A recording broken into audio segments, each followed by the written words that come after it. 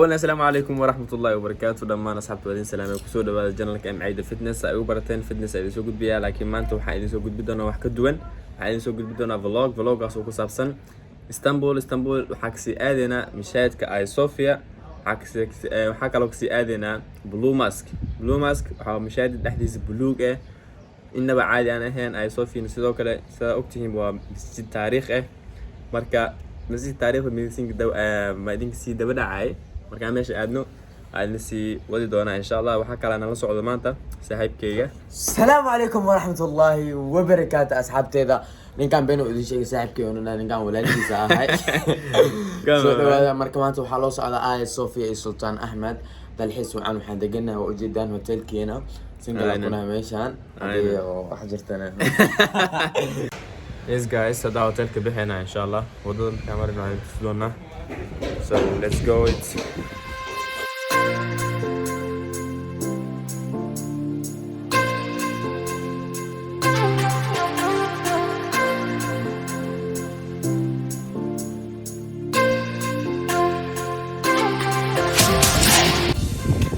guys bazaar dhexdiisa soconaa hada bazaarkan dhexdiisa ku dhex jirnaa kadib aniga zaatan waxaan deganahay shaadka agtiisa marka inaa soo raacno qariin xeelaas loo baahna hotel meesha u dhow la degnay so waa ka hada bazaarkan askii baashaalona ruuxiiska arka.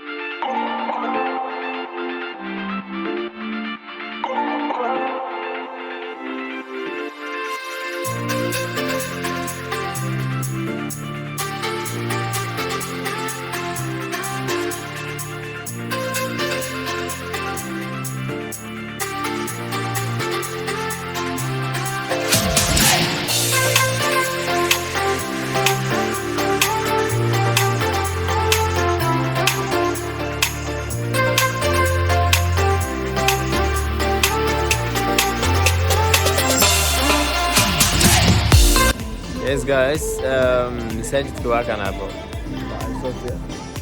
يعني قلاش سجقنا ماشي شاكي عبرنا سو حوا أصحاب كلا سونا هكذا ماشي أنا شاكي عبينا شاكي عبنا كستوس كلنا كدب أي صوفيا كورمرينا كدب نو حتى بلو ماسك سو نلا صعدة وكاس إن شاء الله حوا دي عدكي مخلين سوري ماشي موزيك ستوك دارا وحامل أو أجانب بدون واحد سو وكاس نلا صعدة مركز. Yes.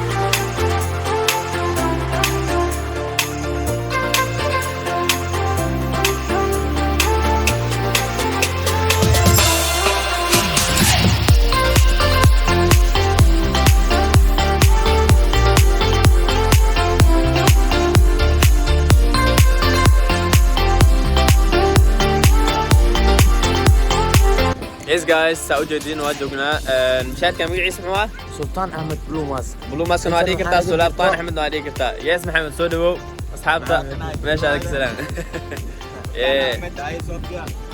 أي صوفيا ننكاس واي وارك تامو هاي برلابس معان بدنا كدوي إن شاء الله وادرك يس حق دايما ورني واكدوت والله بس بدك عم قاعدتي انا قاعد روش كاين داك درنا ولا يس جايز مشاهد كذا كلنا ان شاء الله سلطان احمد اما بلو ماسك ساوتو خانبه so let's go it masjidka sultaan axmed wuxuu ku yaalaa istanbul. waxaa la dhisay sanadka inta u dhexaysay 1609 iyo 1617. qaybta architecture-ka waxaa sameeyey Sedefkar Mehmet Ah. European-kan wuxuu ku wacay masjidkan Blue Mosque, masjidka buluuga. sababta ugu magacaabeen waxay tahay waxaa lagu dikoor gareeyey ama lagu design gareeyey kalarka buluuga, cagaarka iyo caddaanka. waa masjid aad iyo aad u qurux badan.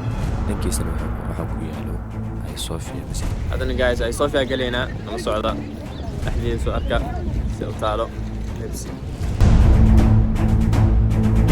kanna waa masjidka Hagia Sophia. masjidka Hagia Sophia 900 sano xiriir ah wuxuu ahaa kaniisad. kadib kaniisadda ayaa loo bedelay masjid. waxaa u bedelay Maxamed al-Faatix. kadib markii uu geeriyooday uu taariikh badan kusoo wareegtay waxaa qabtay Mustafa Kemal Atatürk markay ahayd taariikhda 1934. waxaa loo bedelay madxaf ama meel loo dalxiis tago. kadib 2020 ayaa loo bedelay masjid.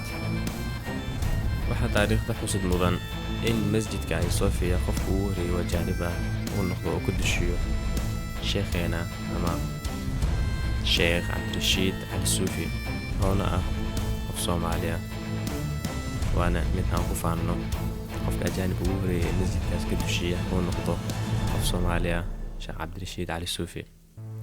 masjidkan baaxadiisa haddaan ka hadalno waa 82 mitir, dhererkiisana uu yahay 55 mitir, waxayna leedahay 9 albaabood. wuxuuna ku yaalaa Istanbul, qaybta Yurub.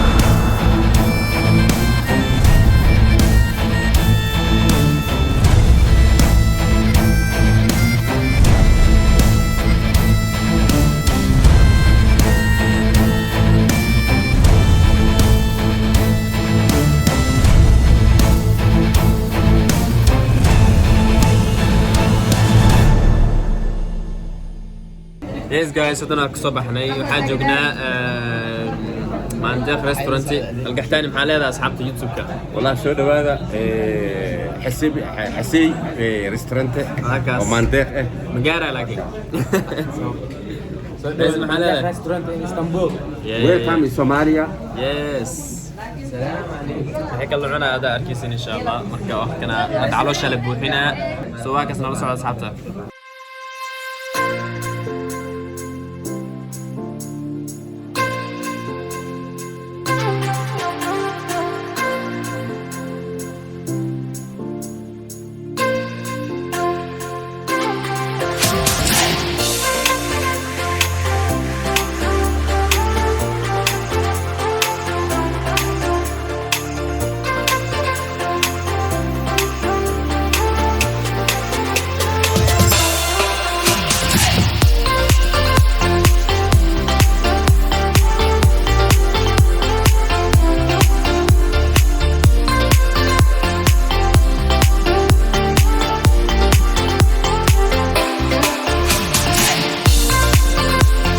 ugu dambeyn guriga amaan asxaabta aad u mahadsantiin videogan. haddaa ka heshay fadlan like noo saar, كومنتي شير سبسكرايب فضلا هذا عشان تجينا كيجا سبسكرايب صار راح بدنا كفاية دونت ماشي كيلي دونت إن شاء الله. هذا والسلام عليكم ورحمة الله وبركاته.